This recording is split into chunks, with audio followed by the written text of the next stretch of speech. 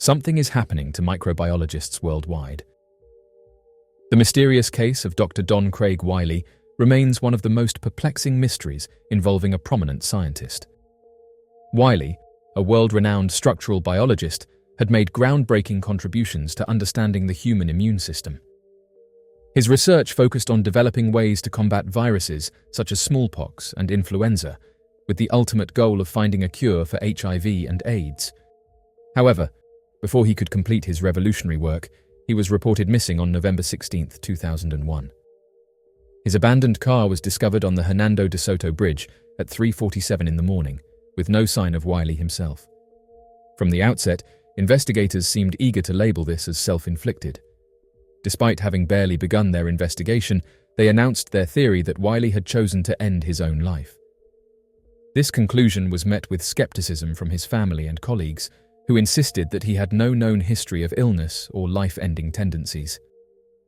Further scrutiny of his actions before his disappearance only deepened the mystery. He had attended a meeting at St. Jude Children's Research Hospital earlier that evening, where colleagues described him as being in high spirits. Afterward, he stopped at a bar, where the bartender confirmed that he had only consumed 2 small drinks, specifically stating that he did not wish to become inebriated because he still had to drive. His car was not found on the bridge until 4 hours later, leaving a significant gap in time where his whereabouts remain unknown. Over a month later, on December 20th, Wiley was found 340 river miles away, near the Murray hydroelectric plant. The state of Wiley immediately raised red flags. He was covered in bruises and fractures, including a fractured skull, multiple spinal breaks, and torn clothing. His wallet was still in his pocket, leading investigators to quickly identify him. When the Louisiana Sheriff's Department contacted law enforcement in Memphis, they were met with silence and indifference. Detective Jimmy Darden, who worked on the case, later expressed his frustration, noting that every agency they contacted seemed reluctant to discuss the case. The FBI eventually became involved, but their role in the investigation remained unclear. Strangely, Wiley's body was sent back to Memphis instead of being examined in Louisiana, where it had been found. The medical examiner assigned to the case, Dr. Smith, concluded that Wiley's passing was accidental. He claimed that Wiley had been intoxicated, suffered a seizure, and fell off the bridge due to a gust of wind from a passing truck. This explanation did not sit well with Wiley's family or colleagues. The bartender had confirmed that Wiley was not heavily intoxicated, and there was no medical history of seizures. Moreover, the injuries on his body suggested that he had been subjected to significant trauma, inconsistent with the scenario described by Dr. Smith. The case took an even stranger turn when Dr. Smith himself became the center of a bizarre incident. In June 2002, he was found at the bottom of a stairwell at the morgue, wrapped in barbed wire, covered in an unknown chemical, and with a homemade explosive strapped to his chest. Initially, he claimed that religious extremists who had opposed his work had attacked him. However, after a lengthy investigation, authorities concluded that Dr. Smith had staged the entire event. He was eventually charged with fabricating the attack, though the case resulted in a mistrial. Following this revelation, many began to question the credibility of his autopsy report on Wiley's death. Despite these glaring inconsistencies, the official explanation for Wiley's death remains unchanged. Authorities continue to insist that it was an accident, ignoring the evidence that points to a potential kidnapping or targeted elimination. Wiley's research into infectious diseases and immune system responses was groundbreaking, and some believe he may have been silenced before he could make further advancements. Whether this was the result of corporate interests, government intervention, or something even more sinister, remains unknown. To this day, the case of Dr. Don Craig Wiley remains one of the most controversial and suspicious deaths in the scientific community. His family and colleagues continue to question the circumstances surrounding his disappearance and the strange mishandling of the investigation. With key figures involved in the case later discredited, the truth behind his untimely demise may never be fully uncovered. However, those who knew him best remain convinced that his death was no accident. Stanley Meyer and his water-powered car. Stanley Meyer was an American inventor who claimed to have developed a car that could run entirely on water without the need for any other fuel. His invention, known as the water fuel cell, was said to use a process known as electrolysis to separate water molecules into their constituent parts, hydrogen and oxygen, which would then be used to power the car's engine. Stanley Allen Meyer, born on August 24, 1940, resided primarily in East Columbus, Ohio throughout his life. However, he relocated to Grandview Heights, where he completed his high school education.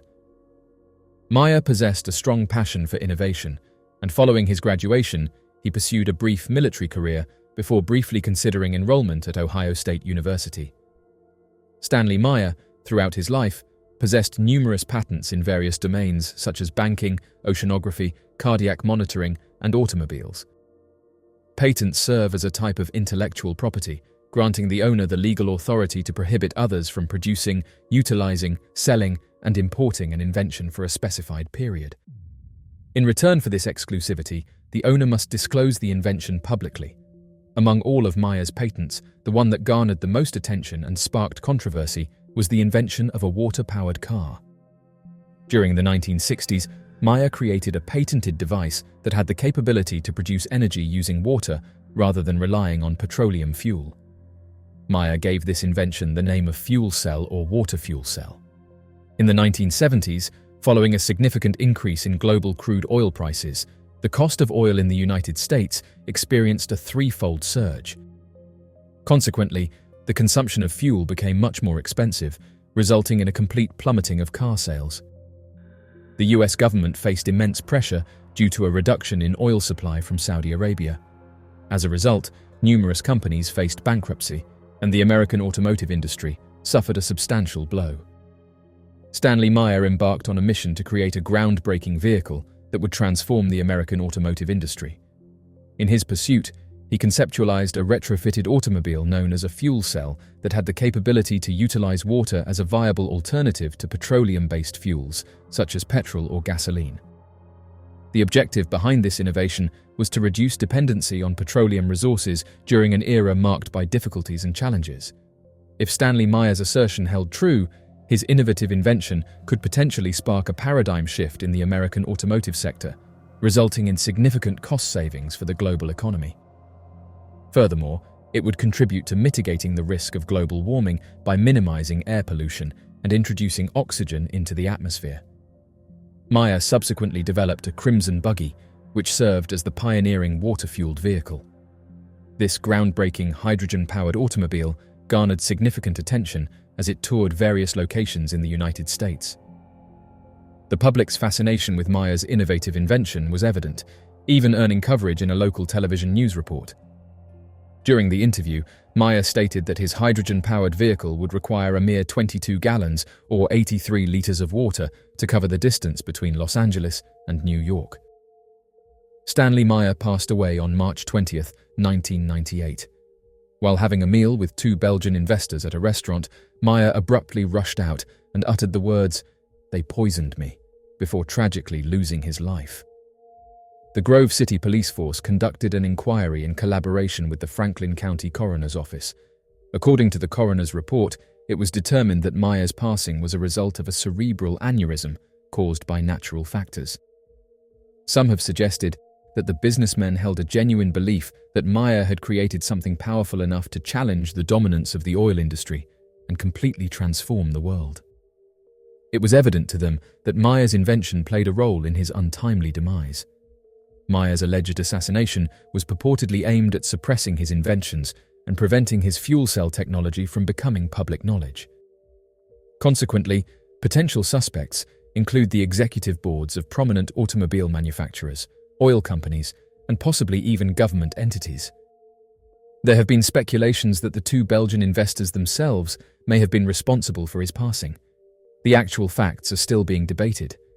His supporters still firmly believe that he was taken out due to his technological advancements.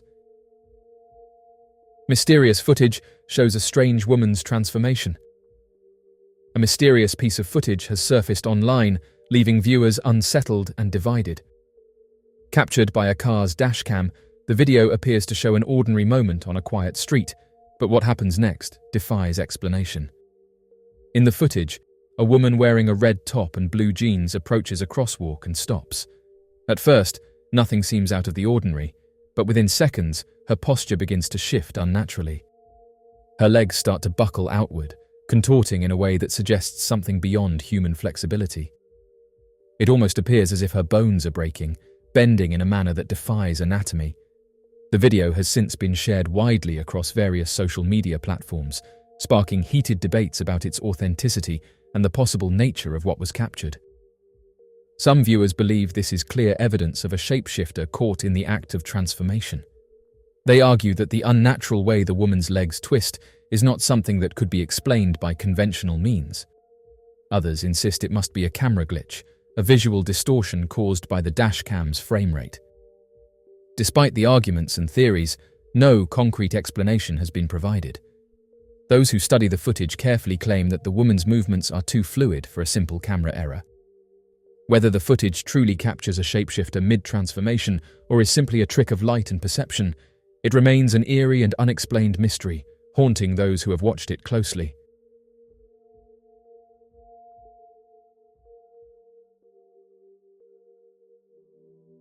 Scientists attempted to rebuild the pyramids at Giza and failed.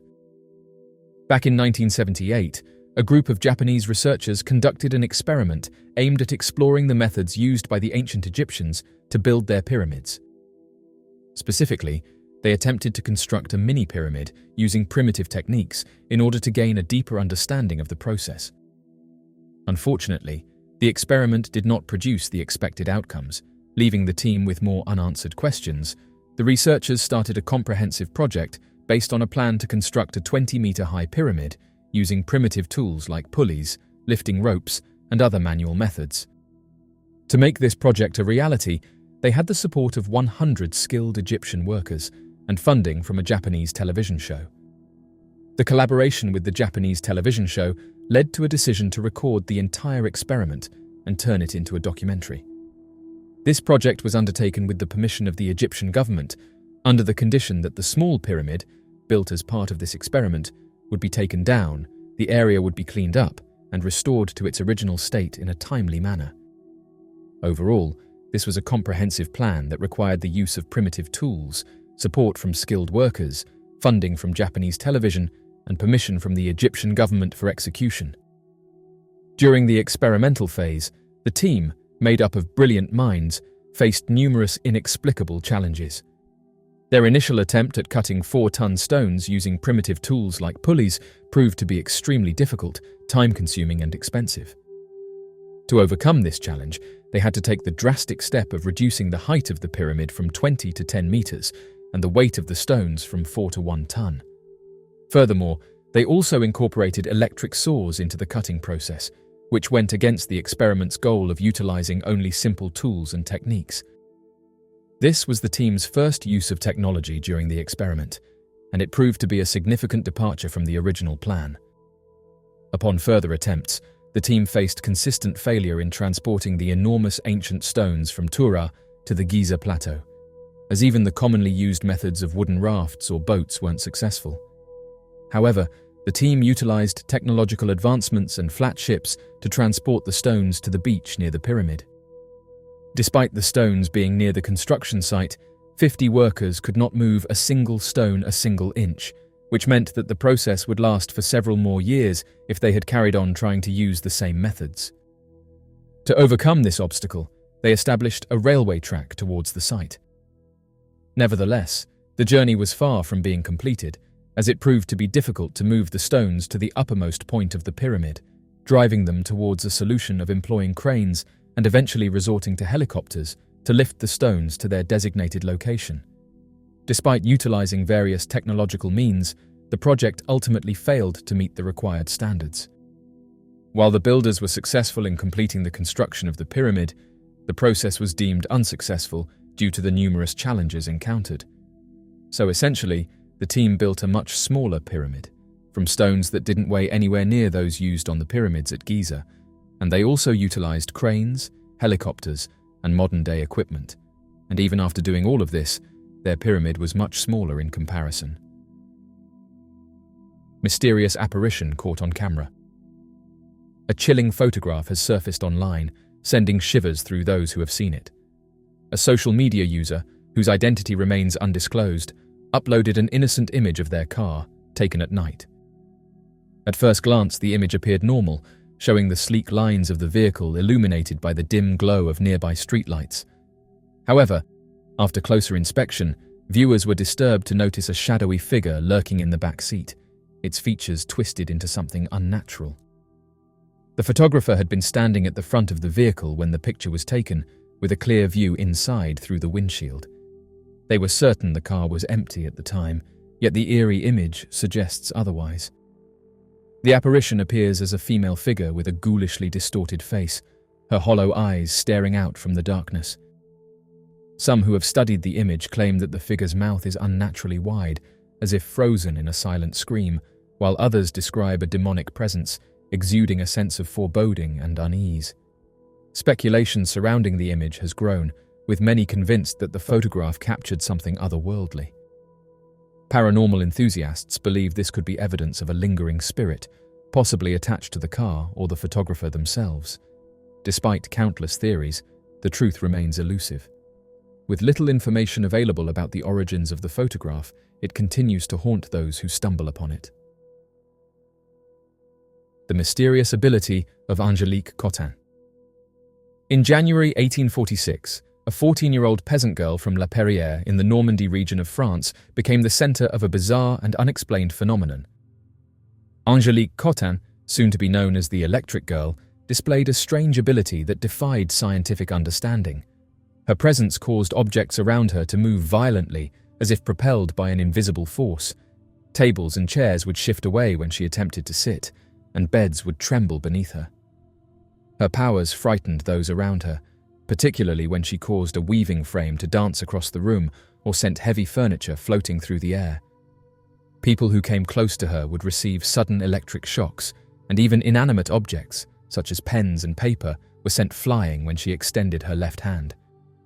Angélique's condition was not only unsettling for those around her, but also took a toll on her own body. She suffered from intense convulsions and unexplained injuries caused by the forceful movements that seemed beyond her control. Her distressed parents initially feared she was possessed and sought the help of their local priest. However, after witnessing the inexplicable occurrences, the priest advised them that Angélique's condition was not spiritual in nature, but rather a physical anomaly. This led them to seek the help of scientists in Paris, hoping for answers about the strange abilities their daughter displayed. Among the scientists who examined Angélique was François Arago, a respected physicist and astronomer. After careful observation, he confirmed that the phenomena surrounding the girl were genuine. He concluded that Angélique was exhibiting a form of electromagnetism, an energy that seemed to radiate from her body and influence objects in her surroundings. Despite their fascination with the case, scientists were unable to explain the cause of this phenomenon or provide a solution for Angélique's condition. Rather than heeding the advice of the experts, Angélique's parents saw an opportunity to capitalize on their daughter's unusual abilities. They decided to publicly exhibit her powers, charging admission for people to witness the strange occurrences firsthand. Crowds gathered to see the girl who could seemingly manipulate objects without touching them, adding to the growing mystery of her condition. However, just as suddenly as her abilities had appeared, they vanished. In April 1846, only a few months after the strange events began, Angélique lost her powers completely. No explanation was ever found for why the phenomena stopped, and she never exhibited any of the strange effects again. The case of Angélique Cotin remains one of history's most puzzling, unexplained events. This 50-year-old image might be the clearest image of a UFO ever taken. In 1974, the National Geographic Institute of Costa Rica undertook the creation of an aerial map focusing on the Arenal region, encompassing Lake Cote, as an integral component of the surveying efforts conducted on behalf of the Electricity Institute. In the subsequent years of that particular decade, Costa Rica undertook the ambitious project of constructing a dam on a river, leading to the inundation of a significant portion of the surrounding area in order to form Lake Arenal. This reservoir now serves as a crucial source of hydroelectric power for the nation, playing a pivotal role in meeting its energy needs. During the preparatory phase, Sergio Loaiza, Juan Bravo, and Francisco Reyes embarked on a small aircraft equipped with a cartographic camera fixed to the floor. Their aerial journey took them to an altitude of 10,000 feet, where the camera systematically recorded a fresh image every 13 seconds. This meticulous process allowed for the creation of detailed and precise aerial maps for further analysis and planning. After a period had passed, the photographers took the photographs they had captured and proceeded to develop and magnify them. During this process, they observed something out of the ordinary in a particular photo taken at Lake Cote. The photograph, capturing a saucer-shaped object hovering above Costa Rica, has garnered significant attention from various media platforms and has been extensively circulated on Twitter. This black and white image, depicting the unidentified flying object, has stirred curiosity and speculation among viewers worldwide. The general public asserts that this particular image captures what is considered to be the most exceptional photograph of an unidentified flying object, often associated with extraterrestrial beings in recorded history. This remarkable shot was taken by the skilled aerial photographer Sergio Loaiza in the month of September in the year 1971. He captured this extraordinary moment while flying over the mesmerizing landscapes of Costa Rica during a photography mission designed to gather data for a hydroelectric project. This noteworthy event has been documented in a detailed report published by multiple news outlets, shedding light on the intriguing circumstances surrounding the sighting and the subsequent photograph. The initiative was strategically located in close proximity to the majestic Arenal volcano situated in a South American nation. In the image, positioned on the right side, there is a peculiar saucer-shaped object that appears metallic in nature. Its presence lacks a clear and straightforward explanation, thus rendering it unidentified not just at the time of observation, but persisting as a mystery. Furthermore, the existence of UFOs was challenging to discredit. The anomaly in the photo did not show up in any previous or subsequent images, indicating that it probably did not result from debris on the camera lens. Further examination of the picture revealed that there had been no modifications made to it. This careful scrutiny suggested that the anomaly was genuinely captured by the camera and not a result of any external interference or editing. With the aid of a top-of-the-line professional camera operated by an experienced crew, the photograph was captured, thereby bolstering its credibility. Mr. Loaiza captured a series of high-resolution photographs while situated at an elevation of 10,000 feet, showcasing the lake beneath and the lush rainforest that enveloped it. Employing his sophisticated 100-pound automated camera, he meticulously documented the scenery at precise 20-second intervals. In a particular frame captured, a gleaming metallic disc is observed in motion amidst Mr. Loaiza's Aero Commander aircraft and the Earth below. Initially, the photo lacked clarity, yet speculations regarding unidentified flying objects only began to circulate once the image was subsequently enhanced. Upon closer inspection, the mysterious object appeared to traverse the airspace, prompting debates and curiosity surrounding its origin and nature. The photograph in question belonged to the National Geographic Costa Rica organization, which commissioned the survey to assess the potential repercussions of the hydroelectric scheme on the nearby environment and water sources. This particular image was utilized specifically for the purpose of analyzing the effects of the project on the surrounding land and aquatic resources. Esteban Carranza, a Costa Rican resident, has recently made public a document previously undisclosed to the public. This document is a duplicate of the original negative found in the National Archives of Costa Rica. Interestingly, Mr. Carranza came into possession of this historical artifact through his uncle, who had secured it from the National Geographic Institute. This revelation sheds new light on the provenance and significance of the document, adding a layer of intrigue to its origins and raising questions about its historical relevance. Mr. Carranza highlighted that he had generated a high-resolution scan of the image the previous year, engaging with individuals from the National Geographic Institute and identifying the technician responsible for the camera used in 1971. He expressed his belief that it was not enough for the image to merely occupy space on his computer. According to him, disclosure should be a collaborative endeavor involving everyone, emphasizing the importance of making the image accessible to all. This tweet underscores the collaborative nature of sharing information and the necessity for inclusivity in the process. It sheds light on the significance of teamwork in making valuable content available for all to benefit from, promoting transparency. The media outlet known as UAP Media which featured the image in question, asserts that there has never been a successful refutation of its authenticity up to the present time. In the course of time, a multitude of experts, including individuals like Ricardo Vilches, a UFO researcher from Costa Rica, and renowned professionals such as Dr. Richard Haynes and Dr. Jacques Vallée, have scrutinized the image meticulously. Their collective assessment pointed towards the authenticity of the object captured in the photograph, ruling out any possibilities of it being a result of double exposure or an intentional deception. This affirmation was emphasized by UAP media on their website, highlighting the unequivocal nature of the experts' conclusions that the object depicted was indeed genuine. The item depicted in the image is believed to have a diameter ranging from approximately 120 to 220 feet. The mystery of Amy Billig. Amy Billig was a 17-year-old high school student from Coconut Grove, Florida, whose mysterious disappearance in 1974 remains unsolved. She lived with her parents, Ned and Susan, and her younger brother, Josh. On March 5, 1974, Amy came home from school around noon to have lunch. She had plans to go out with friends later that day and called her father, asking to borrow money. She left home, presumably to hitchhike to his office, and was never seen again.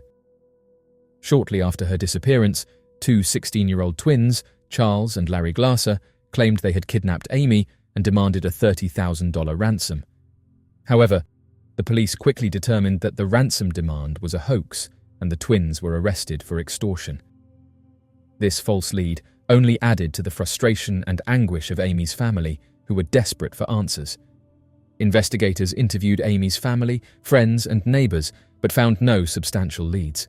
There was no indication that she had run away, and the police believed she had been taken against her will. A few days after Amy disappeared, her camera was discovered at the Wildwood exit on the Florida Turnpike. The camera was handed over to the police, but most of the film inside was overexposed.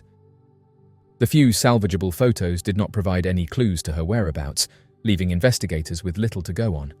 With no significant breakthroughs, the case soon grew cold. 12 days after Amy vanished, her mother, Susan, received a tip that suggested Amy had been kidnapped by a motorcycle gang known as the Outlaws. The tipster claimed that a chapter of the gang had passed through Coconut Grove around the time of her disappearance. Desperate for answers, Susan spent years chasing leads that took her across the country and even overseas.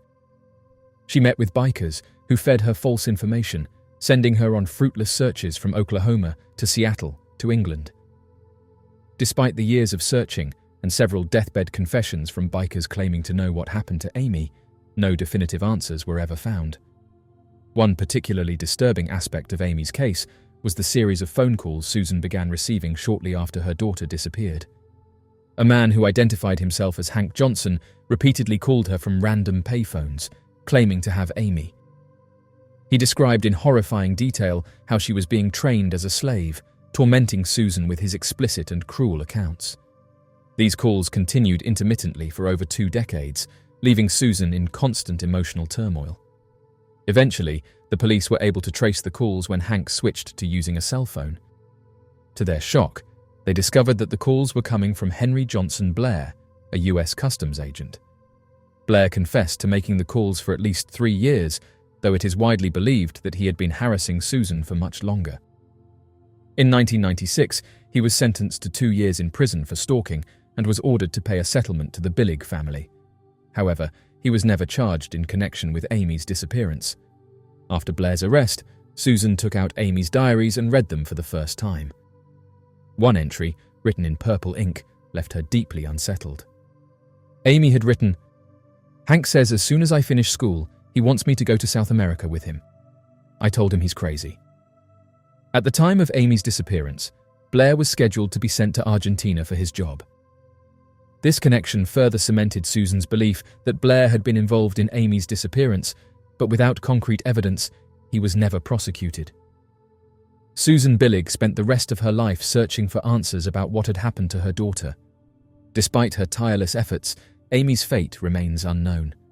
Susan passed away in 2005, still holding on to the hope that Amy's whereabouts would one day be discovered and that justice would finally be served. Amy's disappearance remains one of Florida's most enduring mysteries, and her case continues to haunt those who remember her story. Navy destroyers buzzed by mysterious objects. In 2019, a series of mysterious objects were spotted flying above US Navy destroyers, baffling military personnel and intelligence officials. These unidentified aerial vehicles, described as drones with red and white lights, exhibited advanced flight capabilities, including the ability to hover in place and move at remarkable speeds.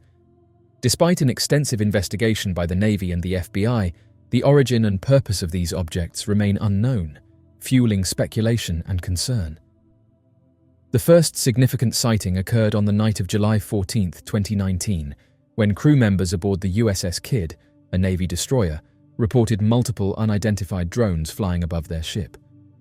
Over the following weeks, similar sightings were made by other destroyers, including the USS Russell and the USS Rafael Peralta, as well as by civilian pilots in the surrounding region. These encounters took place over a concentrated area near the Channel Islands off the coast of California, raising questions about whether the sightings were connected to some form of coordinated operation. The strange objects demonstrated unusual behaviors that set them apart from conventional drones. Sailors reported that the craft maintained their position despite strong ocean winds and flew in ways that defied the expected limitations of typical commercial or hobbyist drones. They appeared to follow the ships, raising concerns that they were part of a surveillance operation or an unknown technological test. The military launched a thorough investigation to determine whether the objects posed a threat to national security. As reports of the unidentified craft continued to surface, the Navy and the FBI joined forces to analyze the incidents.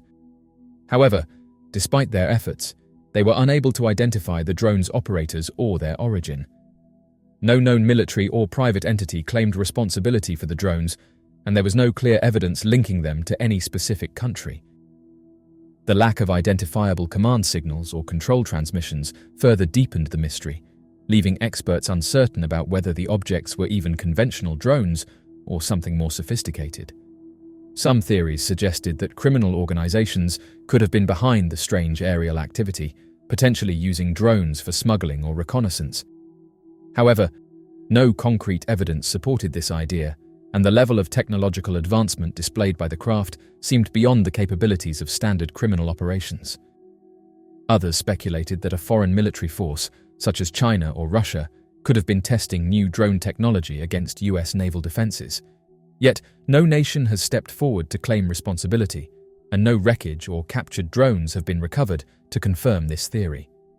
The possibility of an advanced, unidentified technology has led some to question whether these objects might not be drones at all, but rather something more mysterious. In recent years, the US government has taken the subject of unidentified aerial phenomena more seriously, acknowledging that many sightings remain unexplained despite official investigations. The 2019 incidents off the California coast have drawn comparisons to other mysterious encounters reported by military pilots. Despite intense scrutiny and numerous theories, the sightings of the mysterious objects above US Navy destroyers have remained unresolved. Reports of such encounters seemed to taper off by early 2020, leaving military officials and the public with more questions than answers.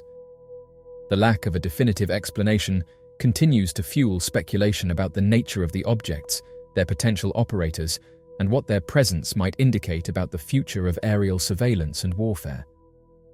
Whether these encounters were the result of an undisclosed military test, a foreign intelligence operation, or something truly unknown, the 2019 drone mystery remains one of the most perplexing cases in modern naval history. Mysterious lights reported above the Amazon jungle. Deep within the dense, uncharted expanse of the Amazon jungle, local inhabitants have long spoken of mysterious lights appearing in the night sky. These glowing orbs, often described as fast-moving and silent, have been part of oral traditions passed down for generations.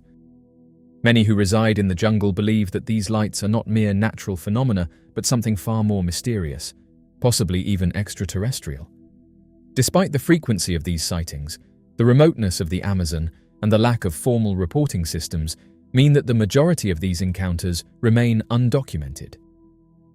Researchers and explorers who have ventured into the Amazon in search of answers have been met with astonishing stories from the indigenous tribes and villagers. Many elders recount witnessing luminous objects darting through the sky with an unnatural speed and precision, weaving through the thick jungle canopy as if intelligently controlled. Some claim that the lights hover ominously above the treetops, while others insist that they have seen the glowing orbs descend and disappear into the depths of the jungle. These encounters are not limited to a single area. Instead, reports of these unidentified aerial phenomena stretch across vast regions of the Amazon. One of the most unsettling aspects of these accounts is the suggestion that these mysterious lights have been present for centuries. Unlike in more modernized regions, where UFO sightings are often documented and investigated, the jungle's isolation means that these phenomena remain largely unheard of by the outside world. For the indigenous communities, the lights are accepted as part of their reality, a phenomenon so ingrained in their culture that many no longer question their presence. Some tribes even incorporate the lights into their spiritual beliefs, viewing them as messages or warnings from the gods. There have been attempts by researchers to investigate these claims, but the Amazon's harsh and unpredictable conditions make such efforts challenging. Some who have dared to track the lights report eerie experiences, including electronic devices malfunctioning, an overwhelming sense of being watched, and strange sounds echoing through the jungle. These accounts fuel speculation that the lights are more than just atmospheric anomalies.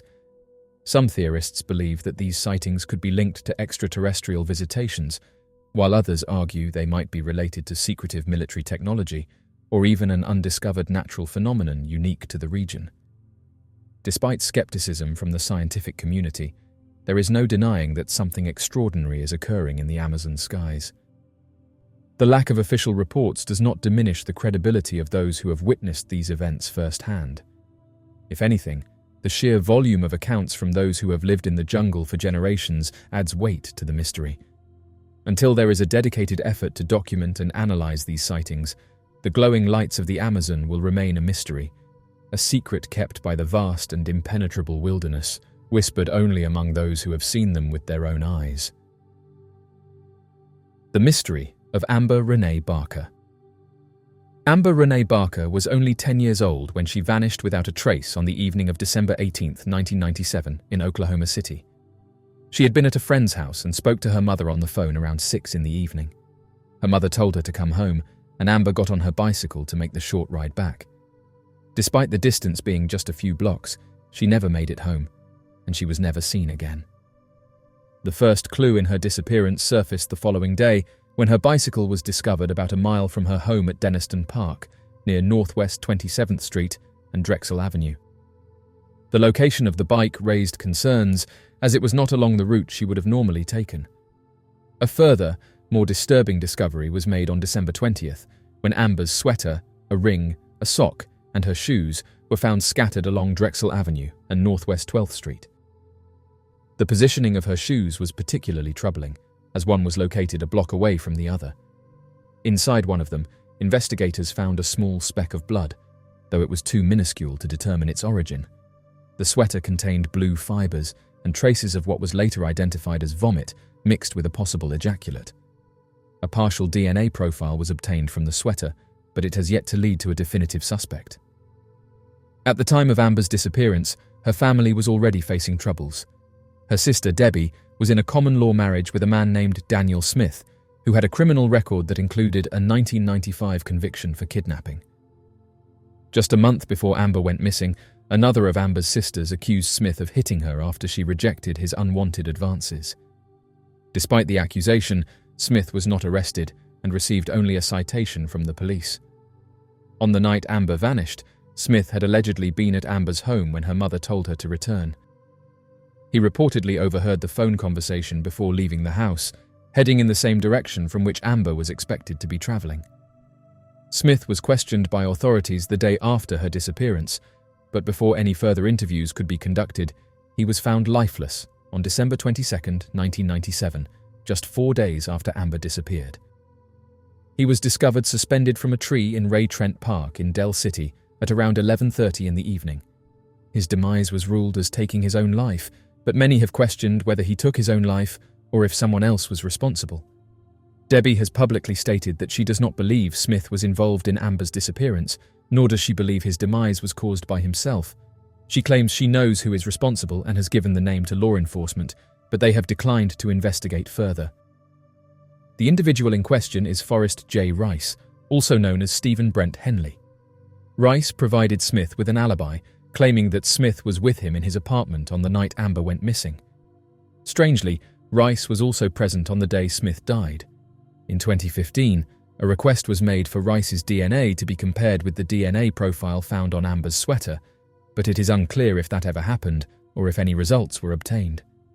Amber's case is further shrouded in tragedy by the mysterious circumstances surrounding other members of her family. In 2013, her sister Brandy Perry died under suspicious circumstances. Official reports state that she drowned during the severe flooding that hit Oklahoma that May, but her family does not believe this explanation. The following year, in 2014, Amber's mother, Bonnie, passed away, never having found out what happened to her daughter. The case of Amber Barker remains unsolved. Despite numerous leads, troubling coincidences, and potential suspects, no arrests have ever been made, and Amber has never been found. Her disappearance remains one of Oklahoma City's most haunting mysteries, leaving those who knew and loved her still searching for answers decades later. Archaeologists find giant shafts near Stonehenge.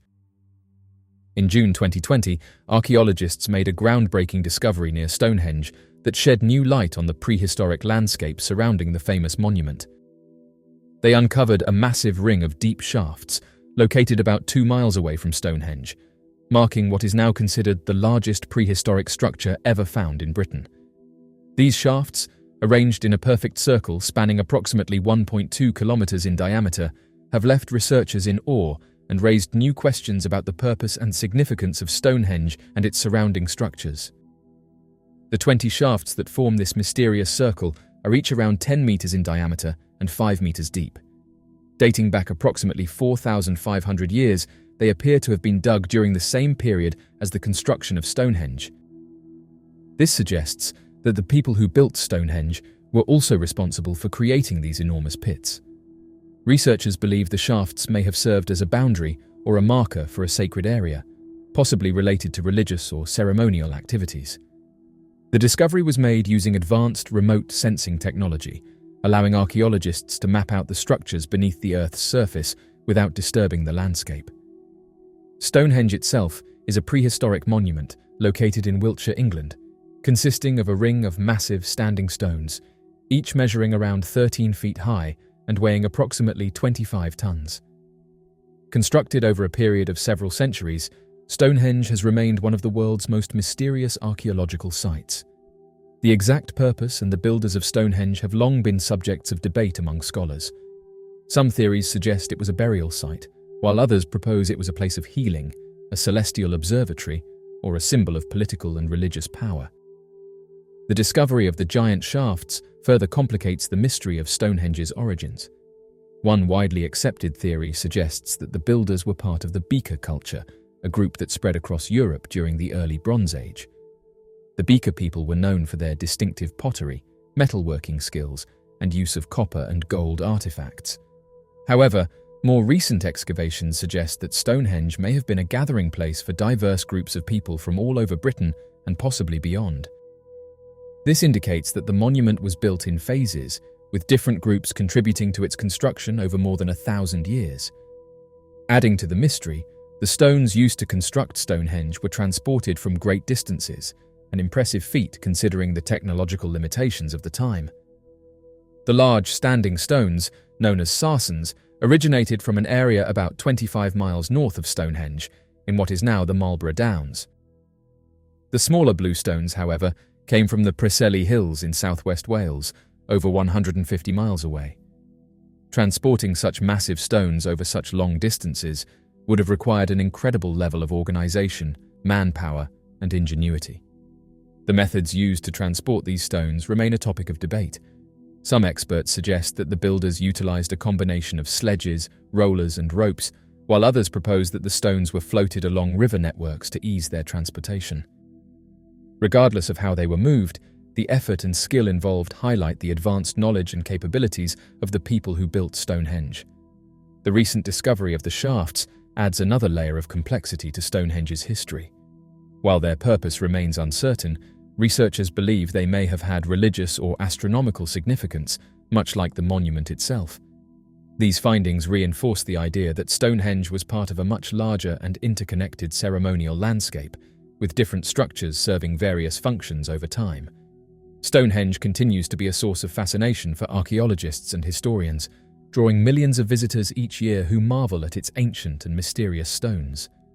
The discovery of the giant shafts nearby serves as a reminder that much remains to be uncovered about Britain's prehistoric past.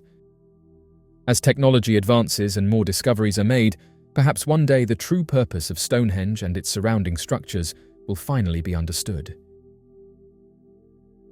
The mystery of the Orkney Mermaids. The Orkney Islands, a mystical and rugged archipelago off the northern coast of Scotland, have long been the site of strange and unexplainable phenomena. Since Scotland gained lasting ownership of Orkney in 1472 after centuries of battles with Norse civilizations, reports of eerie aquatic humanoid creatures have persisted along its shores. These mermaids, unlike the enchanting and alluring beings of folklore, are described as far more unsettling. Among these tales, none is as chilling and well documented as the sightings of the Dearness Mermaid in Newark Bay during the late 19th century. The Dearness Mermaid became a subject of fascination and fear after numerous accounts surfaced in 1890. Unlike the traditional depictions of mermaids with flowing hair and shimmering tails, this creature was said to be grotesque in appearance. Witnesses described it as a 7-foot-long being with a dark, elongated head and a pallid torso, resembling the body of a bloated corpse adrift at sea. Its most disturbing features were its long, sinewy arms, which it used to claw at rocks or make dramatic, beckoning motions, almost as if it were luring onlookers into the water. What makes the Dearness Mermaid case particularly intriguing is the sheer volume of sightings. Hundreds of people, both locals and visitors, reported seeing the creature during the summer months when it would make its ghostly appearances along the coastline before vanishing as winter set in.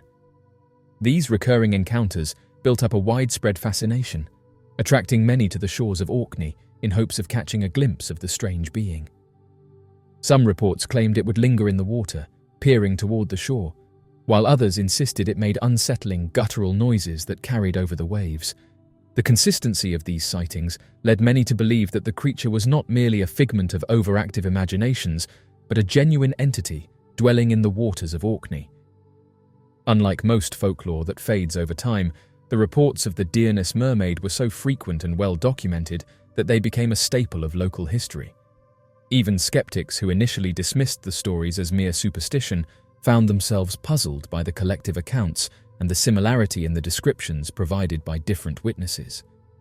Despite the continued sightings, the Dearness Mermaid seemed to disappear after 1893. Reports matching its exact description ceased entirely, leaving behind an air of mystery. While sporadic mermaid sightings have continued in the Orkney Islands over the years, none have ever matched the strange and haunting characteristics of the Dearness Mermaid.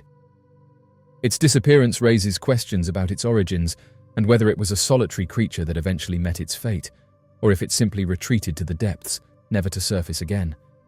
The story of the Orkney Mermaids, particularly the Dearness Mermaid, remains one of Scotland's most compelling unsolved mysteries. Whether a misunderstood marine creature, a lost relic of an unknown species, or something beyond human comprehension, its presence left a lasting imprint on the folklore of the Orkney Islands.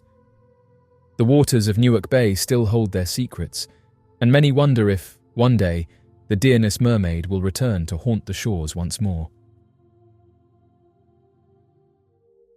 The creatures of Mount Nyangani. Being one of the most recent and peculiar mysteries from the past few years is the encounter witnessed atop Mount Nyangani in Zimbabwe. Back in the month of November of 2014, a 20-year-old British explorer named Thomas Gaisford journeyed to explore Mount Nyangani in the hopes of finding sights never before seen. The main cause for him being in Zimbabwe was due to him having won a university award that was focused on helping pay for trips to new and exciting locations to help with building confidence and discovering new and exciting things about the world. Unfortunately, this trip only provided the opposite effect for Thomas Gaisford.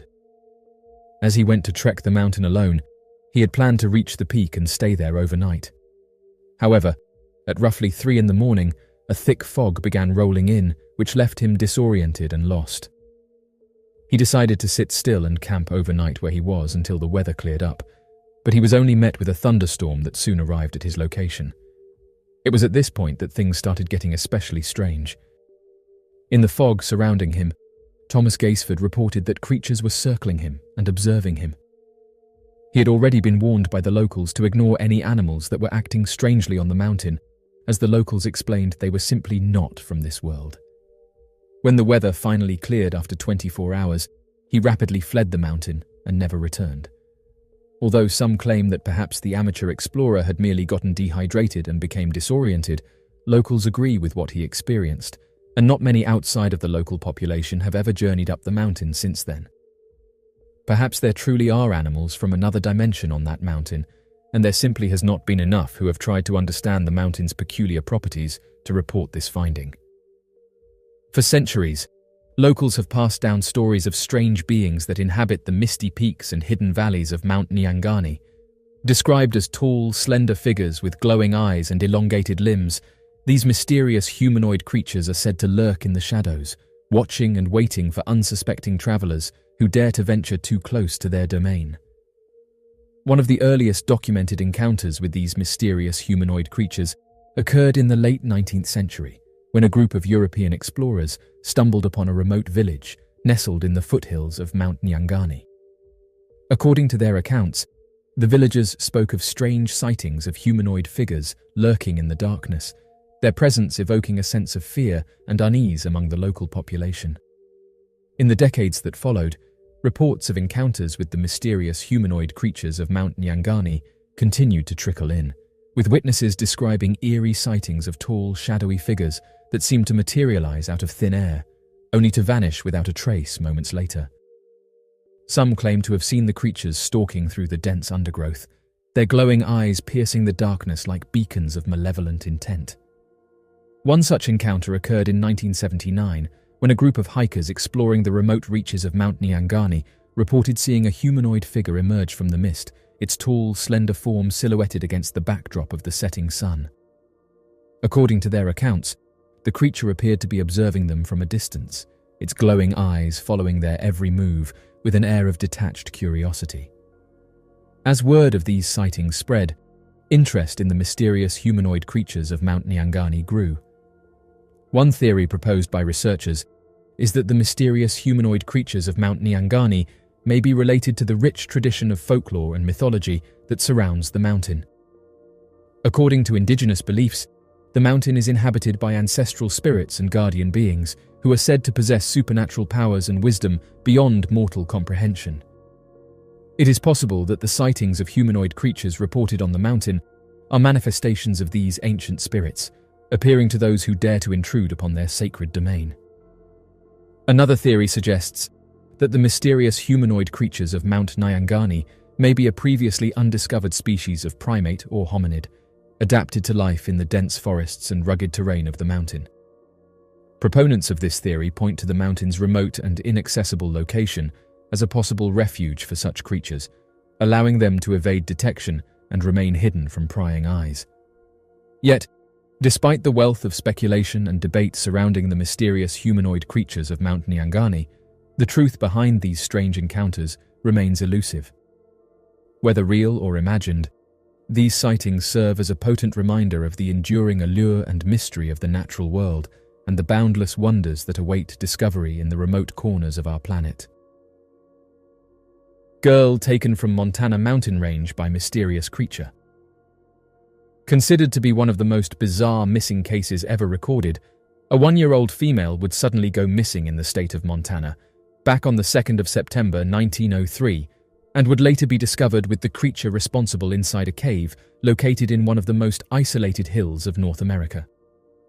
According to the report, a man by the name of William Dunphy was prospecting with his family roughly 10 miles north of Wyoming, only a few miles outside of the small town of Ewing, Montana. Today, Ewing is considered a ghost town, as the less than 200 residential population recorded back in the early 1900s has completely disappeared, and only a single building, used to house local park rangers, stands where the small town once stood. Surrounding the remains of the small town are some of the largest mountains found in the state, alongside several of the highest recorded peaks. Entering into the direction of Ewing from the border of Wyoming is also home to an old supernatural location referred to by locals as the Devil's Canyon, as many ancient Native American legends tell stories of encountered demonic entities in the area. It would be in this area that William Dunphy's daughter would suddenly go missing. On the 2nd of September, back in 1903, an article from a local newspaper would claim that while the Dunphy family were living in the nearby hills of Ewing, the parents and children would often travel deeper into the nearby canyons to do prospecting, using the nearby small rivers and tributaries for gold panning. The local newspaper, known as the Clinton Morning, would claim that while the family was prospecting and the child was lying down near one of the slow-moving tributaries, a sudden, large and wild animal would emerge from the adjacent brush and carry off the daughter. Oddly enough, the family was unable to tell investigators or reporters what exactly that animal was that was responsible for carrying off the daughter. Regardless of this, the family and other local residents would begin an extensive search to find the missing daughter, including hunting and gutting local wild animals of all kinds to find identifiable remains of the Dunphy daughter. Although the news articles failed to provide information on the exact efforts that local volunteers made, the entire operation was considered by reporters as having been extensive and time-consuming. Almost 2 weeks would pass before any sign of the missing girl was ever uncovered, but during the middle of September, William Dunphy would once again be near the Devil's Canyon, following large predator tracks to a deep and open cave system. The region surrounding Ewing is littered with complex cave systems, often undiscovered and unexplored, and many of these caves are often closed off or avoided altogether due to the high probability of natural large predators inhabiting them. Despite these fears, William Dunphy would follow the large animal tracks through the canyon and up one of the mountains until he came to a large cave opening that was located more than 10 miles from where the Dunphy daughter had last been seen. Believing the spot to have been a wolf's den, William Dunphy would stay outside of the cave for about an hour, waiting to see if any large predators would come out of the cave. While waiting, however, Dunphy would claim to suddenly hear the crying of a young child.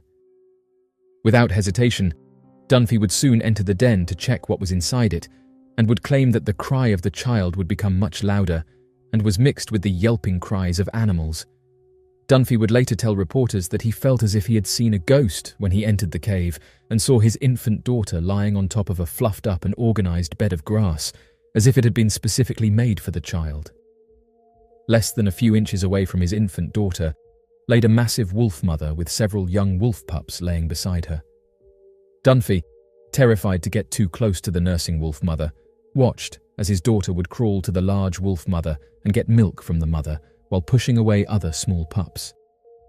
After a moment, Dunphy would step forward slowly towards the wolf mother, which had no reaction whatsoever, and grabbed his crying daughter away from the wolf mother and slowly backed out of the cave. Other local residents and newspaper reporters would visit the wolf den to help confirm the story, as well as examine the Dunphy daughter closely. After examinations, it became apparent that not only was the girl not injured, but that she had grown to a considerable size and had been extremely well nourished, better than many of the other children her age. Several other newspapers, both in Red Lodge, Montana and Ewing, would have the story validated by 3 different Ewing residents, alongside the witness testimony of William Dunphy. Although no other details surrounding the disappearance and recovery of the Dunphy daughter are known, many opinion pieces later written about the publication often expressed criticism or disbelief at the claims of William Dunphy. However, despite these skeptic views, since the 1903 disappearance, there have been a handful of cases from around the world of children vanishing after being taken by a large predator animal, only to be seen at a later time well-fed and acting feral, similar to the animals. Oddly enough, the case of the Dunphy daughter is not the only time an individual was reportedly taken by an animal described by eyewitness reports as a large bear or abnormally massive wolf, as mammals taking children has been a common report across the state of Montana. Another similar case would be the account of missing Kenneth Crandall, who was believed to have been taken by a large dog and then later found by Crandall's missing family dog. The strange disappearance of Eric Lewis on Mount Rainier. On the 1st of July back in 2010, a man by the name of Eric Lewis would suddenly go missing while visiting Mount Rainier, located in the state of Washington, while he was on a routine hiking trip through the national park. The most peculiar facts about the case of his disappearance seem to arise when taking the hiker's years of experience into account. Despite having been an experienced hiker and sheer rock face climber of more than 2 decades, Lewis would appear to completely vanish from the top of Mount Rainier while following simple hiking trails that thousands of tourists journey on every year. The details surrounding Eric Lewis's disappearance would be considered so strange that local law enforcement agencies would temporarily pursue a suspicion of foul play before ending the case as nothing more than an unexplainable vanishing. According to the details of Eric's case, Eric Lewis was a native resident of the small town of Duval, located in the state of Washington. Friends of Eric Lewis often referred to him as the climbing fanatic, as it was more than common to find the 57-year-old man conquering yet another mountain's peak. Close friends and family members would later tell investigators that Eric Lewis had conquered far more difficult summits in Nepal, New Zealand and Argentina, and had already reached Mount Rainier's summit 10 times in the recent past. Eric's love for the outdoors and climbing would eventually be the catalyst for his permanent residency being the small town of Duval, as he would later tell his family that he had wanted to move out to the small town after his first few visits to Mount Rainier and to ultimately be closer to the Cascade Mountains, of which he had become greatly familiar with on his frequent expeditions. More than just a hobby, climbing and hiking was also a side profession that Eric Lewis was interested in pursuing. After graduating from the University of Missouri at Columbia with a bachelor's degree in fine arts, Eric hoped to pursue his degree's speciality in photography. Collections of photographs Eric had taken while reaching the summits of some of the most difficult mountains in the world would gain him a small following in the climbing community and would help to propel him to a status among the top 1% of climbers in the world. Interestingly enough, Eric's love for the sport and his obsession with photography did not prevent him from taking the necessary precautions in the least. Eric's mother would later tell investigators that, if anything, Eric had grown increasingly more cautious over the years after learning of other disappearances across national parks from experienced outdoorsmen and individuals who had underprepared.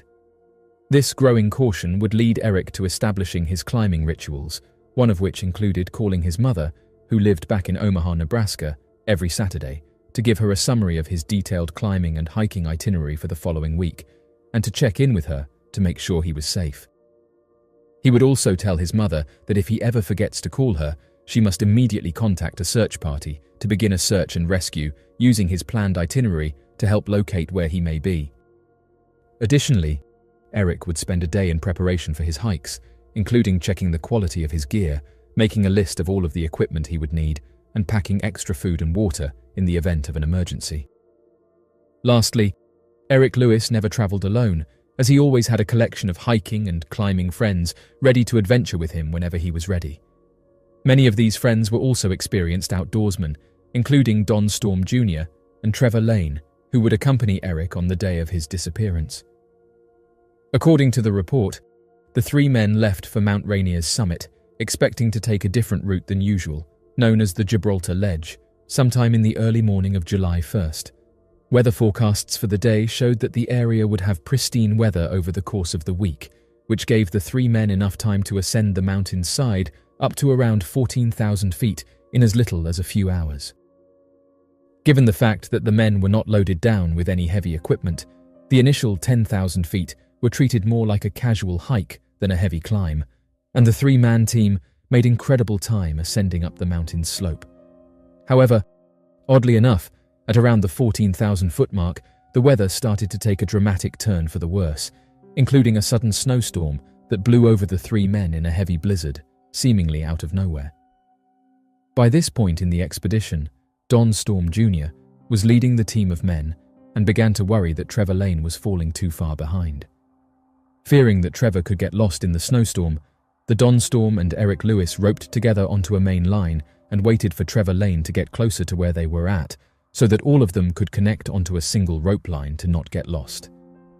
In only the span of a few minutes, the blizzard suddenly grew to such a state that the men would later claim to investigators that they were unable to see more than 3 to 5 feet in front of them. After some time, Trevor Lane would reappear on the route and make it over to Don Storm Jr.'s position, connecting his carabiner to the main line rope of his two climbing friends. Throughout this time, Don Storm Jr. would catch glimpses of Eric Lewis resting nearby, still attached to the line as they waited. Once the three men were all together, Eric Lewis started to continue the climb, and Don would remark that he caught several more glimpses of Eric on the rope and travelling up the slope slowly. After about an hour of the three men walking together, however, Don Storm Jr. noticed the rope leading to Eric Lewis suddenly went limp. Although Don would later remark that the limpness in the rope would make him worry, at first he claimed that he was just confused. Had the rope tugged violently and then went limp, he would have assumed that Eric Lewis' carabiner connected to the rope had broken. However, the suddenly limpness of the rope without any strain or jerking motion made it appear as if Eric Lewis had merely detached his carabiner from the main rope connecting his two climbing partners. For the next few minutes, Don Storm Jr. would call out to Eric Lewis, following in the direction of the limp rope, and would make his way towards Eric's last known direction. After pulling the rope closer and travelling a few feet, Don Storm Jr. would find the end of the rope in a looped knot, but missing any form of climbing harness or carabiner, confirming his theory that Eric must have purposefully disconnected his carabiner for some unknown reason. Worried that Eric Lewis could have gotten lost in the storm and unknowingly wandered away from the group after disconnecting his carabiner, the two men decided to travel back to where they had been when the rope had gone slack and begin their search around the area for any sign of Eric Lewis before doing anything else. After scouring the region for over an hour, the two men discovered a strange outcropping at the 13,800-foot elevation marked on their maps. Entering the bizarre outcropping, the men realized that the small outcropping was actually a fully carved-out snow cave that went far deeper than they originally expected. The snow cave appeared to have been an opening carved out of the old compacted snow, slightly larger than a person, and back into the mountain for quite some ways. Initially, the two men believed that the snow cave could have originally been carved out by Eric Lewis while waiting for his friends to find him, but that he must have left the carved pocket sometime within the hour or so of his disappearance. Following in the direction directly beneath the snow cave, the two men reached another ledge at around the 13,600-foot mark, where they found and recovered several pieces of Eric's hiking and climbing equipment, including a packed backpack, a snow shovel, a climbing harness, and several pristine carabiners. It was due to this discovery that Don Storm and Trevor Lane became greatly disturbed and believed that Eric may have been suffering from hypothermia due to the cold temperatures and acting erratically. Immediately after discovering the abandoned equipment, the two men began searching in a large radius for any signs or tracks of Eric Lewis anywhere nearby, believing that perhaps Eric had attempted to find some shelter from the blizzard. Unfortunately for the two men, the snowstorm appeared to have wiped out any footprints, as there was no sign of tracks anywhere in the area. Fearing the worst, Don and Trevor would then descend to around 10,000 feet, where they could contact the local climbing rangers and report that Eric Lewis had disappeared at around 14,000 feet, and the exact GPS location of where he had last been seen and where some of his equipment had been recovered. Within a few hours of the report, the climbing rangers would soon visit the site of where Eric had last been seen, as well as trace the route all the way up to the summit of the mountain, but were unable to find him. Knowing that Eric's equipment had been found separated, the rangers believed that he must have been lost and sheltered somewhere, hoping for travelers to find his equipment and pinpoint his location. Using the area of where his equipment had been recovered, the rangers collected a search and rescue team of more than 50 volunteers, 2 Park Service helicopters, and commercial guides to begin searching for Eric Lewis. Although the rangers originally had high hopes of locating Eric Lewis, knowing his vast experience with climbing and the recovery of his equipment left completely undamaged, this relaxed atmosphere would soon turn into fear.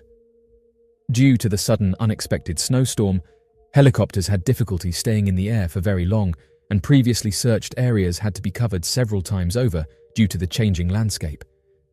As temperatures plummeted, search and rescue volunteers had to slow their efforts until the weather could clear and the daylight came back.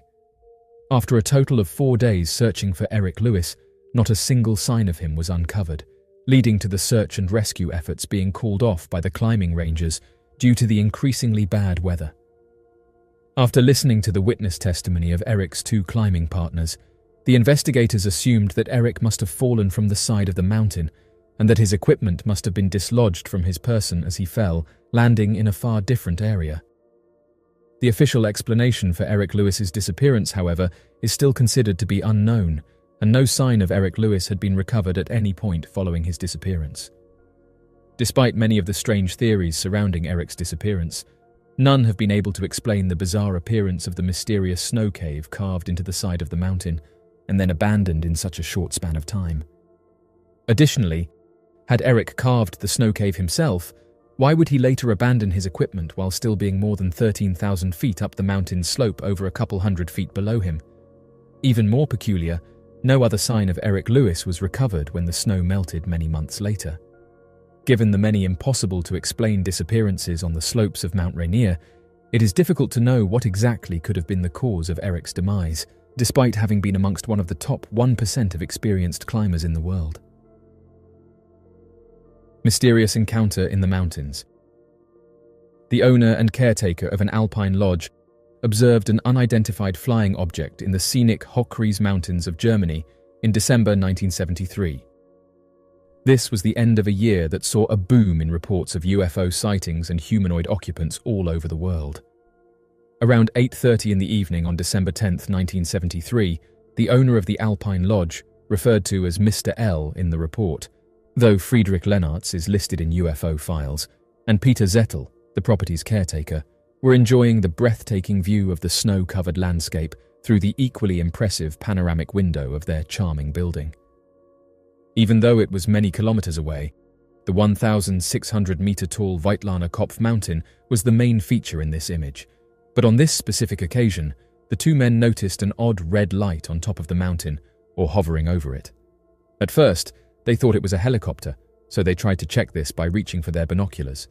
Upon observing the red light for almost half an hour, and continuing to think it was a helicopter's cockpit light, Lennartz would shoot red flares into the air outside the property. At the time, he reasoned that if the helicopter's pilot was having problems, the flare would alert them to the presence of help nearby. That being said, the object seemed to react shortly after he shot the flare, and not in the manner that the witness would have thought a helicopter would. It rose up into the air, stopped, and hovered at around 200 meters above the ground while it started to glow a richer, deeper red color, and then the mysterious object started to move towards them. Based on his current understanding, the witness estimated that the object was around 2 miles away, and it was definitely not a helicopter. Furthermore, it had a translucent upper dome and was unmistakably egg-shaped, and there were whirling, flashing lights around the underbelly that seemed to move and flash at random. Lennartz would remember that the lights turned anti-clockwise and that they did so without any apparent system. He would also remember how the lights looked like fluorescent tubes when they flashed, and what fascinated the two men the most was how completely silent the craft was. Because of their location near the country's southern border, Lennartz had maintained communication with mountain rescue agencies in both Czechoslovakia and Austria, particularly when the thing seemed to be heading towards the Klausenberg mountain, which is located outside the Austrian border. For a brief moment, it seemed to hover right over the summit of the mountain. The mysterious object started moving again after a short while, this time in the direction of the Klausner Lodge, which lies nearby.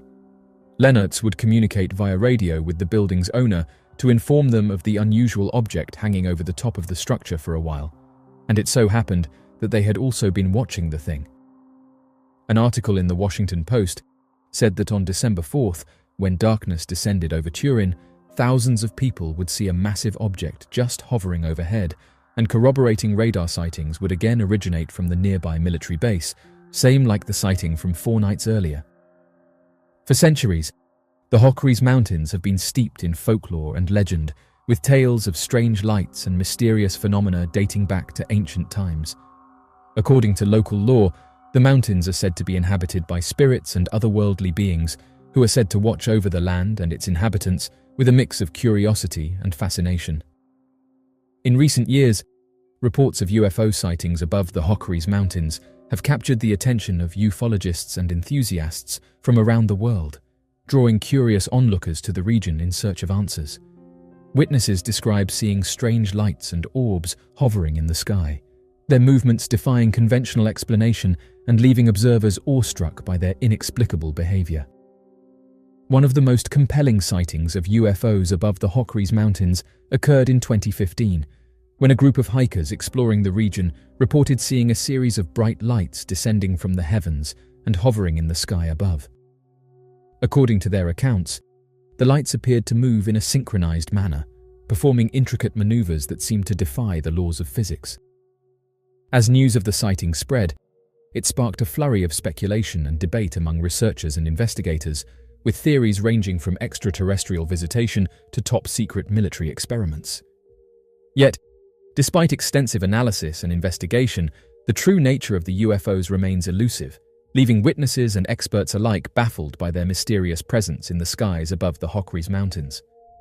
One theory proposed by ufologists is that the UFOs seen above the Hockeys Mountains may be of extraterrestrial origin, piloted by intelligent beings from distant stars. According to this theory, the mountains' remote and inaccessible location makes them an ideal spot for extraterrestrial visitation, allowing advanced civilizations to observe and study Earth without detection. Another theory suggests that the UFOs may be a manifestation of the mountains' mystical energy, tapping into the ancient ley lines and natural forces that flow through the region. Proponents of this theory point to the mountains' long history of strange phenomena and unexplained sightings as evidence of a deeper connection between the land and the cosmos. Yet, regardless of the theories and speculation, one thing remains clear. The UFO sightings above the Hockeys Mountains continue to defy easy explanation and challenge our understanding of the universe. Whether real or imagined, these mysterious encounters serve as a potent reminder of the mysteries that lie hidden in the natural world, waiting to be discovered by those bold enough to seek them out. The strange nature of the Untersberg Mountains. The Untersberg Mountain can be found amongst the Berchtesgaden Alps on the border of the countries of Germany and Austria. Although the site is regarded as one of the prime hiking spots for travelers coming from all around the world just to bask in its scenic beauty, it appears that the mountain holds a more sinister history. Researchers often regard the Untersberg Mountain as one of the most mysterious mountains in the world due to the fact that it appears to be at the center of many different rumors that believe the mountains to hold ancient lost civilizations, the burial grounds of long-forgotten Roman emperors, and strange, never-before-seen creatures in its forests. In fact, these legends are so old that there are reports from the German regime that they were focused on uncovering the strange mysteries of the mountain and that he had funded the construction of a house on a nearby mountain to observe Untersberg through high-powered state-of-the-art telescopes and research equipment. Today, strange reports still occur as travelers will often report that during their journeys, they will suddenly lose track of time or notice that they are missing whole sections of time. In some cases, many have even claimed to suddenly wake up on a different area of the mountain, together with evidence that hours have passed since they were hiking before. People have suggested that this could be due to portals opening up that warp space and time and cause people to travel greater distances than is physically possible, whereas others believe it could be due to possible alien encounters. The sudden disappearance of Bruce Ferrin. Over 250,000 individuals are reported missing every year, with estimates of actual missing persons cases that are left unreported, pushing that total to more than an expected 300,000 cases annually. With that many reports, it is no wonder that a vast majority of these cases are left unsolved. However, every now and then there are a series of missing cases that emerge that are so peculiar they become the subject of impossible-to-explain theories. Known as the Missing 411, there appears to be a substantial number of missing persons cases relating to the disappearances of individuals from national parks. In fact, many of these Missing 411 cases are believed to not be investigated too deeply, as some form of supernatural or paranormal cover-up takes place in these undisturbed locations. The Winter Mountains, located within the state of Utah, have long been a source of fascination and mystery. Nestled within the rugged terrain of the mountain range are a large number of natural lakes and groves, where thousands of nature enthusiasts and adventure seekers visit every year. However, these scenic landscapes have witnessed some of the most bizarre disappearances ever recorded over the last few decades. One such bizarre incident would occur on the 23rd of June back in 1963, when a 7-year-old boy, by the name of Bruce Ferrin, would suddenly vanish somewhere near Pyramid Lake while on a routine family outing. According to the missing persons case, it would be on the 23rd of June that the Ferrin family would decide to embark on a short trip to Pyramid Lake, situated at an elevation of approximately 9,700 feet, accompanied by his aunt, uncle, and cousins. The lake, reminiscent of Cuberant Lake, offered a serene backdrop for a day of family bonding. According to investigators, the Ferrin family would claim that at around 10 in the morning, Bruce had informed his aunt and uncle of his need to use the bathroom and decided to venture toward a nearby grove of small trees and bushes. Little did anyone suspect that this innocent act would mark the beginning of an extraordinary mystery. When Bruce failed to emerge from the grove a few minutes later, concern quickly turned into panic. Bruce Ferrin's aunt and uncle immediately initiated a search, but their efforts to find the missing 7-year-old boy would yield no results, as no evidence of Bruce being anywhere near the region was uncovered. Wasting no time, authorities were promptly notified, and a comprehensive search operation was launched. United States Forest Service personnel, county sheriff's deputies, and local search and rescue volunteers joined forces, combing through the vast nearby wilderness, calling out Bruce's name in hopes of locating the missing boy or hearing a call back. Hours of searching would turn into a day, with next to no evidence of Bruce Ferrin or his possible whereabouts discovered.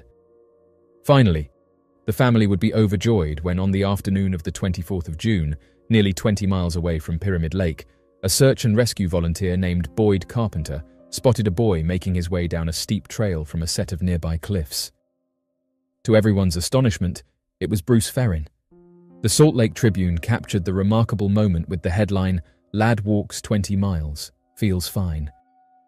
Somehow, in a little less than 30 hours, 7-year-old Bruce had managed to travel over 20 miles and scale one of the tallest cliffs before turning back around. Searcher Boyd Carpenter himself expressed bewilderment, recounting Bruce's descent from a nearby cliff estimated to have been at least 500 feet in height, next to the trail along the North Fork of the Duchenne River. The incredible distance of Bruce's travels, combined with his young age, left search and rescue experts completely baffled. According to conventional wisdom, children between the ages of 7 and 9 are typically found within a radius of about 7 miles, within a week of their disappearance. Yet, Bruce had traversed more than double that distance in an unbelievably short period. When reunited with his parents, Bruce, hungry but unharmed, shared some details of his ordeal. Bruce recounted that during his journey he had encountered various strange animals and had relied on his instincts to stay safe. He revealed drinking water from a waterfall and seeking shelter between 2 fallen logs, where he managed to find some rest. One intriguing incident he mentioned was waking up to a deer leaping over him, illustrating the wildness and unpredictability of the environment he found himself in. However, Bruce's explanation of how he became lost or what occurred during his initial disappearance remained a mystery, as he claimed that he could not remember or explain how he ended up lost while standing in the grove. The disappearance and subsequent reappearance of Bruce Ferrin in the Winter Mountains will forever remain a strange chapter in the region's history. The Winters, with their captivating beauty and treacherous landscapes, have repeatedly witnessed these perplexing incidents. Bruce's astounding journey, covering a distance that defies logic for a 7-year-old, leaves us questioning the nature of Bruce's disappearance and the secrets that lie hidden within these mysterious mountains. Indian Army finds Yeti footprints. The elusive Yeti may have left footprints that the Indian Army claimed to have found in April 2019, close to the Makalu base camp in the Himalayas. The finding aroused intense curiosity and discussion among experts and enthusiasts alike because the Yeti's existence has long been shrouded in myth and conjecture. The Indian Army discovered tracks that were reportedly 32 by 15 inches in size, resembling human footprints but much larger, and since the prints were discovered at a height of more than 19,000 feet, it is doubtful that any known animal, including humans, could have formed them. Over the years, there have been many sightings and stories of the fabled Yeti, which is supposed to live in the Himalayan region, but despite intensive searches and investigations, no solid proof of the creature's existence has ever been discovered.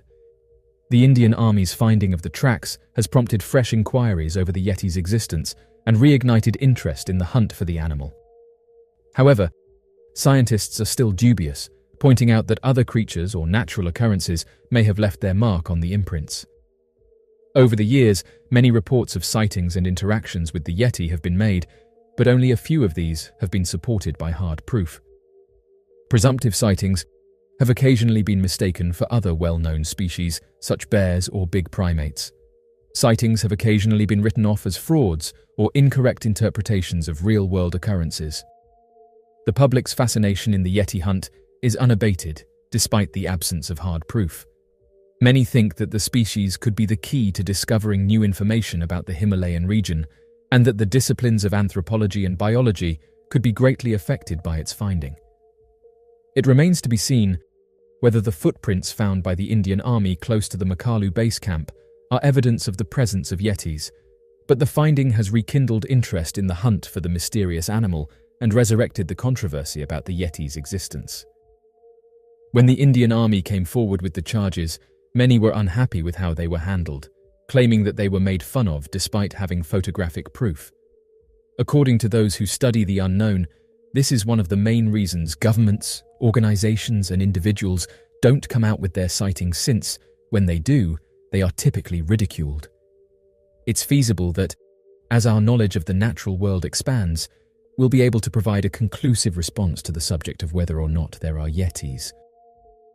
But until then, the myth of the abominable snowman will always pique people's curiosity and remain a compelling mystery that draws people from all over the world.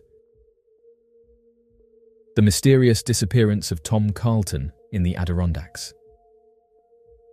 On the 12th of October back in 1993, one of the most experienced hikers, a 44-year-old man by the name of Thomas James Carlton, would suddenly be reported missing after failing to return home while on a short weekend vacation to the Adirondack Mountains. A psychologist working for the New York State prison system, Tom was an avid hiker and a highly experienced outdoorsman who was one of the most experienced members of the Adirondack Mountain Club, which specialized in climbing the very mountains he would vanish from. Most peculiar, however, there are a strange number of events and inexplicable accounts surrounding Tom's vanishing, the extensive search efforts made to locate him, and the unsettling trend of missing persons in the Adirondacks.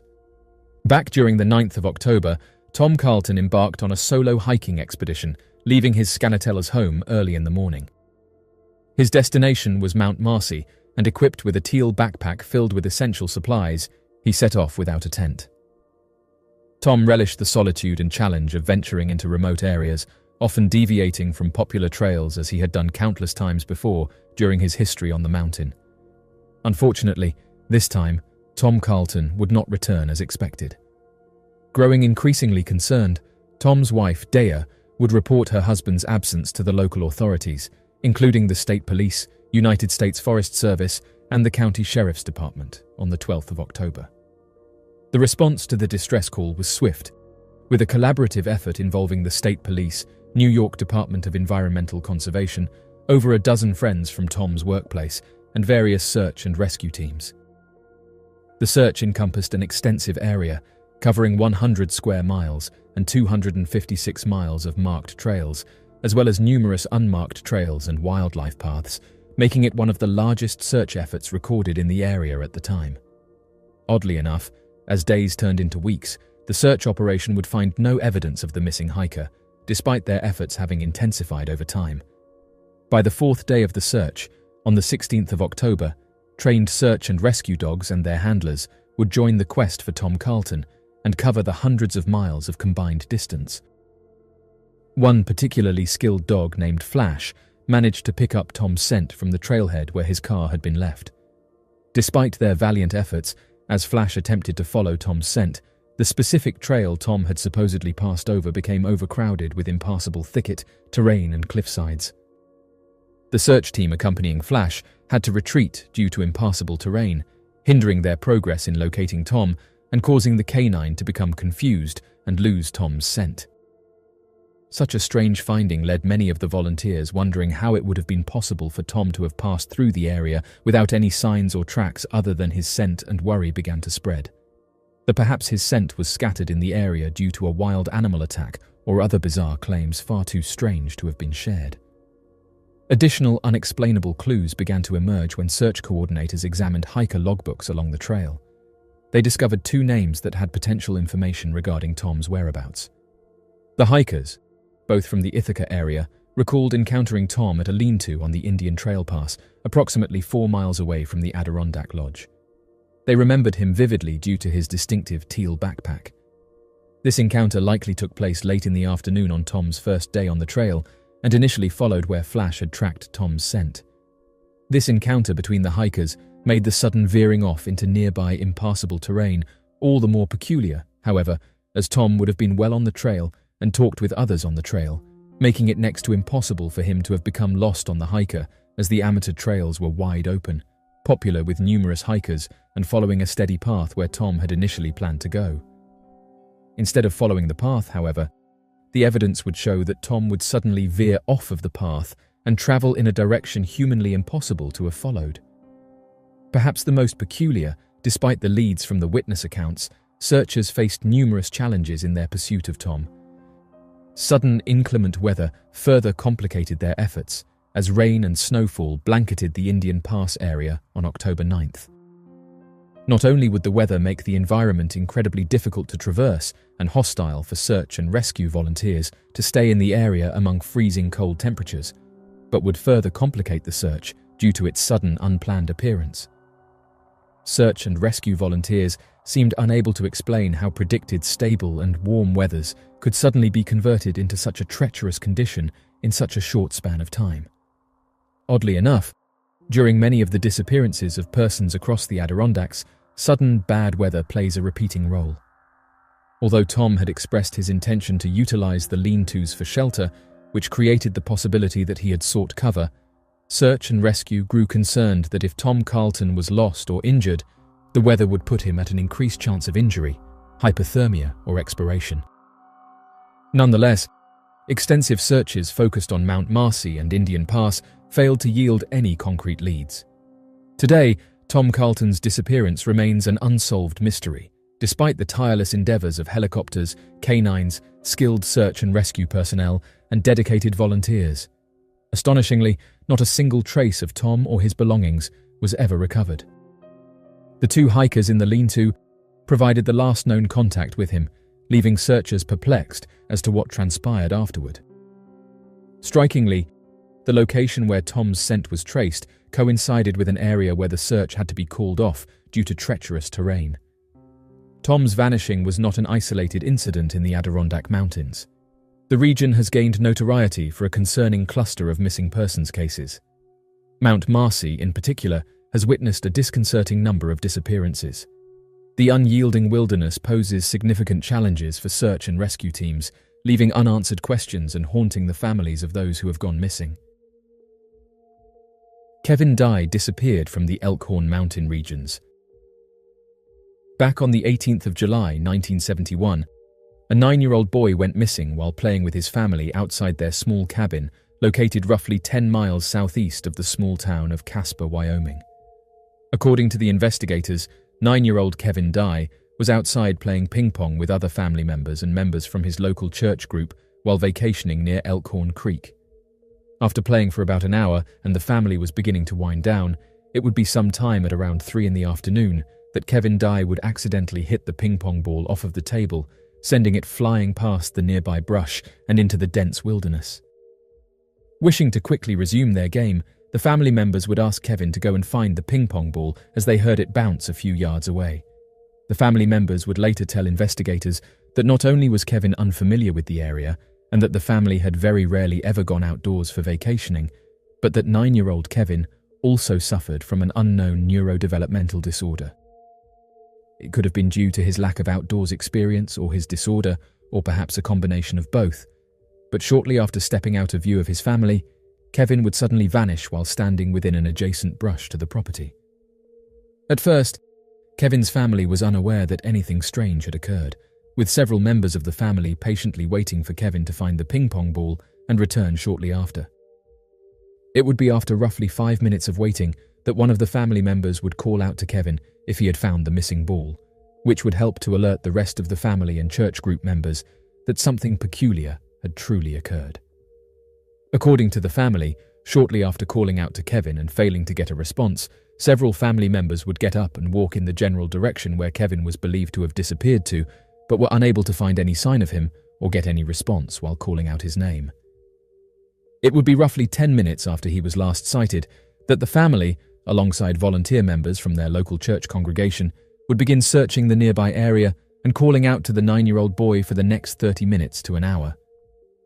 Once it became apparent that Kevin Dye was completely missing from the area, Kevin's family would contact the local county sheriff's department and members from the United States Forest Service to help conduct a formal missing persons search.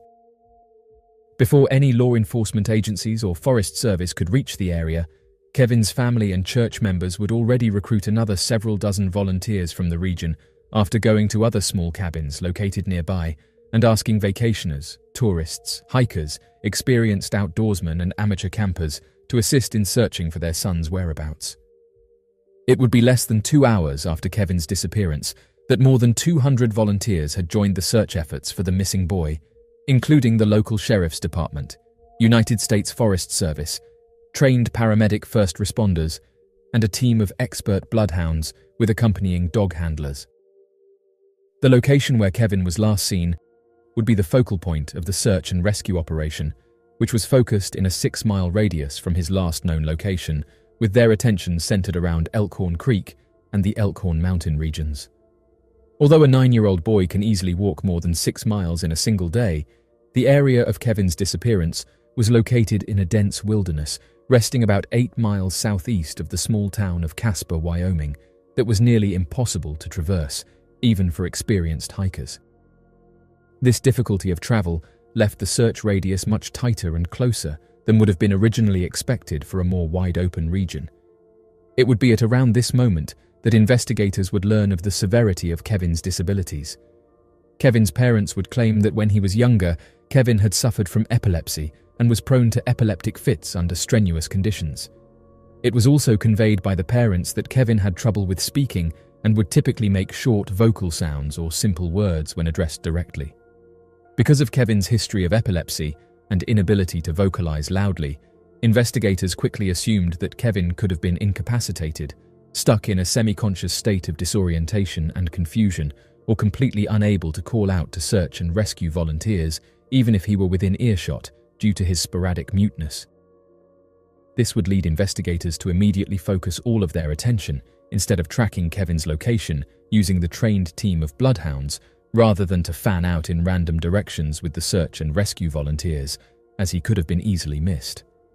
By the time that the sun had set, local newspapers would claim that more than 3,000 volunteers, composed of local visitors, nearby residents and trained search and rescue professionals, had joined the recovery efforts for 9-year-old Kevin Dye and had covered more than 10 square miles of distance from where Kevin had last been seen. It would also be at around this time that increasingly strange encounters would be made that would puzzle and confuse volunteer search and rescue teams and lead to a bizarre set of borderline unnatural claims. One of the strange claims made by search and rescue teams was that some searchers claimed to have encountered the boy who would quickly run from them or hide from them in nearby rocks before disappearing entirely.